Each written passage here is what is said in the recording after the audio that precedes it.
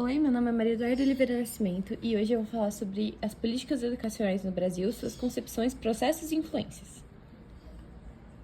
O que são políticas educacionais? As políticas educacionais são uma categoria específica de políticas públicas que podem ser definidas como tudo que um governo faz e deixa de fazer sobre a educação. Elas concentram principalmente nas questões escolares, abrangendo decisões que incidem sobre o ambiente de ensino e aprendizagem, como a construção de prédios, contratação e formação de profissionais, valorização docente, matriz curricular e a própria gestão escolar. A educação em si é um conceito um pouco mais amplo que vai além do ambiente escolar, incluindo tudo o que se aprende socialmente.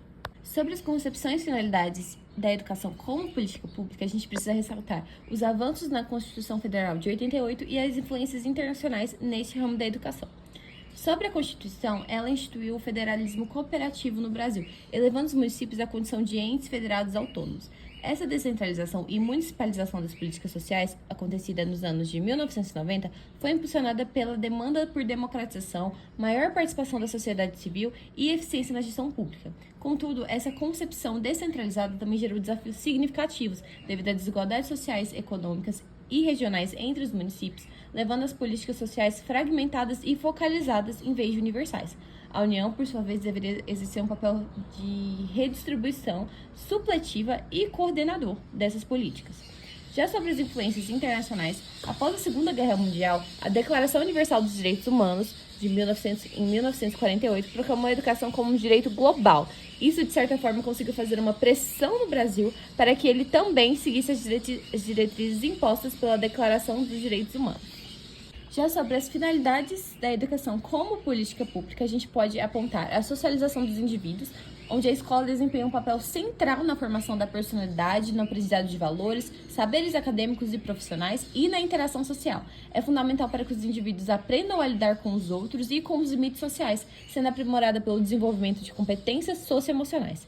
A formação de cidadãos, onde as organizações escolares são essenciais na construção de valores e competências para lidar com os direitos e deveres da vida social, influenciando a participação política. A expansão da escolarização historicamente se correlacionou como um sufrágio eleitoral ampliado. É a formação do capital humano, onde a educação é vista como um fator que aumenta a produtividade e impulsiona o crescimento econômico dos países. No entanto, a qualidade da política educacional é tão importante quanto o aumento dos anos do estudo.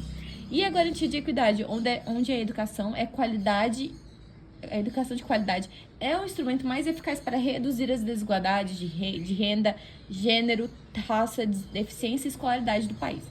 E proporcionar condições similares às pessoas com pontos de partida desiguais, permitindo-lhes escolher seus próprios caminhos de vida. Agora, sobre o ciclo das políticas públicas educacionais, a gente pode apontar que o ciclo de uma política pública, incluindo as educacionais, geralmente compreende as seguintes fases: a fase da formulação, implementação, monitoramento e avaliação e reformulação. Sobre a fase da formulação, é a fase que envolve o estabelecimento de uma agenda, onde uma nova demanda entra na agenda governamental a ser reconhecida como um problema político. Para que um problema chame a atenção do governo e se torne prioritário, pode ser necessária a mobilização da ação pública organizada, uma situação de crise, a demonstração por indicadores ou uma oportunidade. A especificação das alternativas que servirão para a base da escolha é apontada na formulação. Também é apontada uma escolha final entre essas alternativas específicas, seja por votação legislativa ou decisão executiva, e uma subsequente implementação dessa decisão. Agora, sobre a implementação. A implementação consiste em fazer a política sair do papel e funcionar de forma efetiva. Essa etapa envolve a definição de projetos e programas, a organização do aparato administrativo com recursos financeiros, materiais e tecnológicos para executar a política, considera os vínculos e a cooperação entre as diferentes organizações e atores, especialmente quando envolvem múltiplos níveis de governo, regiões ou setores. Existem diferentes abordagens para a implementação. O modelo top-down, de cima para baixo, que entende que a implementação é um conjunto coordenado de atividades para alcançar os objetivos pré-estabelecidos, com comandos centralizados e hierárquicos. Os burocratas teriam uma margem de decisão limitada aos aspectos operacionais, mantendo-se fiéis aos objetivos originais da política. Há uma distinção clara entre a formulação e a implementação. Este modelo, porém, compreende comprometer os resultados e levar à infidelidade normativa, se os atores locais discordarem. E o modelo bottom-up, de baixo para cima. Embora não seja especialmente detalhado como uma fase separada, os casos ilustram uma importância da participação. Agora, sobre o monitoramento e a avaliação. Essas fases são cruciais para o aprimoramento e contínuo das políticas. O monitoramento consiste no acompanhamento contínuo e diário de desenvolvimento de programas e políticas em relação aos seus objetivos e metas, e ele permite identificar desvios e sugerir medidas correlativas. Já a avaliação busca estabelecer relações casuais entre as ações realizadas e os objetivos almejados. Pode ser realizada antes, durante ou depois da execução das ações para mensurar o desempenho do programa. A avaliação contribui para que o controle externo, a transparência, o aprendizado institucional e a legitimidade social e política aconteçam de forma coesa e que não tenha nenhum desvio, alguma corrupção nesse processo. Já a fase de reformulação é o resultado do monitoramento e da avaliação. Com base nas informações coletadas, as políticas podem ser ajustadas, alternadas e expandidas ou mesmo encerradas, alimentando novamente a fase de formulação e fechando o ciclo. Os resultados da aprendizagem institucional contribuem para a melhoria contínua da gestão e da política educacional. Agora, sobre as principais influências na construção das políticas educacionais no Brasil. Podemos apontar a Constituição Federal de 88 e o novo federalismo. A Constituição Federal foi um marco fundamental que redesenhou o sistema de proteção social, concedendo amplos direitos na área da educação e elevando os municípios à condição de federado autônomo, como eu disse anteriormente. Instituiu o federalismo cooperativo, sob a denominação do regime articulado de colaboração recíproca, com funções privativas, comuns e concorrentes entre os federados. A União passou a ter um papel redistributivo e supletivo, visando garantir a equalização de oportunidades educacionais em um padrão mínimo de qualidade. Promoveu também a descentralização e municipalização das políticas sociais, como eu disse anteriormente, incluindo a educação básica em atendimento ao clamor por democratização, maior participação da sociedade civil e eficiência na gestão pública. Contudo, essa autonomia para os municípios não foi devidamente planejada, como assistência técnica e financeira, gerando grandes desafios e desigualdades. E também estabeleceu a obrigatoriedade do ensino dos 4 aos 17 anos, abrangendo toda a educação básica, por meio da emenda constitucional de número 59 de 2009. E sobre o histórico de elitismo e desigualdade, a trajetória da educação brasileira é marcada por um atraso em relação aos outros países e um longo período de elitismo educacional, com a maioria da população excluída de um ensino formal até a Constituição de 88. A proibição do voto para analfabetos até 1985 atrasou a demanda popular pela universalização da educação. E a desigualdade social e regional é uma marca historicamente característica no Brasil, afetando a qualidade e o acesso aos serviços educacionais, com municípios pobres tendo a ter um ensino mais pobre. Sobre a influência neoliberal e a reforma do Estado nos anos de 1990. A partir de 1990, as políticas sociais, incluindo as educacionais, foram fortemente afetadas pelo ideário neoliberal e pela redefinição do papel do Estado, que buscou a diminuição dos gastos e a transferência de responsabilidades para a sociedade civil e o setor privado.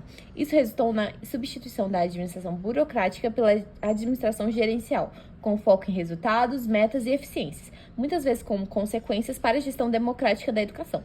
A lógica gerencialista é evidenciada em casos como de Rio de Janeiro e de Goiás, com a implementação de programas baseados em metas e bonificação por desempenho.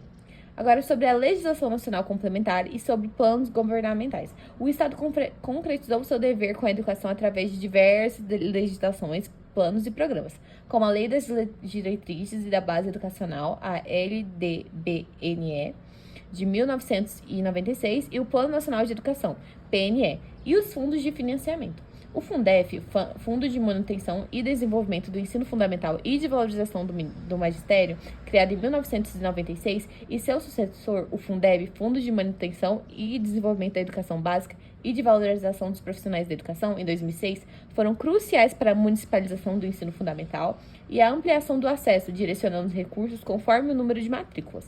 O Índice de Desenvolvimento da Educação Básica, o IDEB, criado em 2007, tornou um importante balizador e desafio para as políticas educacionais, influenciando as reformas e as estratégias de gestores em busca das melhorias de desempenho.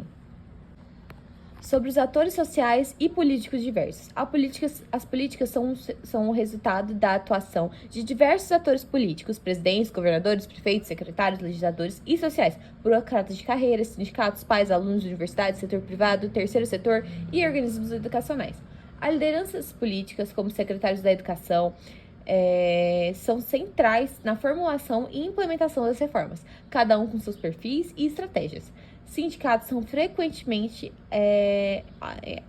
atuam como oposição, vetando ou dificultando os processos, especialmente em relação às políticas de remuneração, modelos de gestão e parceria com o setor privado. A sociedade civil organizada, o setor privado e o terceiro setor atuam como parceiros, financiadores ou consultores, como o Instituto Ayrton Senna, a Fundação Roberto Marinho, o Movimento Brasil Competitivo e o Banco Mundial. Organismos internacionais como o Banco Interamericano de Desenvolvimento, o BID, e o Banco Mundial influenciam ao oferecer financiamento, estudos de viabilidade e promover modelos ou abordagens que ajudam a implementar as políticas educacionais. Já sobre o contexto político-eleitoral e a descontinuidade de políticas, as políticas educacionais são frequentemente limitadas ao calendário político-eleitoral, gerando a tensão entre a necessidade de resultados de curto prazo e o tempo que as mudanças estruturais exigem. A descontinuidade de projetos devido à alternância de poder é um problema recorrente no Brasil que vem impactando a sustentabilidade das reformas. A formação de governos de coalização e as questões partidárias influenciam diretamente a tomada de decisões e a implementação dessas políticas. Por fim, sobre as influências, precisamos falar dos desafios da gestão e da implementação. A baixa capacidade institucional da maioria das secretarias estaduais e municipais, com a falta de carreiras de Estado e o número insuficiente de especialistas, é um impedimento significativo. A falta de coordenação federativa e a necessidade de equalização de serviços, especialmente de um país com grandes desigualdades regionais, são desafios persistentes. E o monitoramento e a avaliação de resultados, embora crescentes, são essenciais para identificar as limitações e promover a reformulação e o aprimoramento das políticas. É isso que eu tinha para falar sobre esse tema. Eu espero que vocês tenham gostado dessa minha mini aula. Muito obrigada e um grande beijo a todos.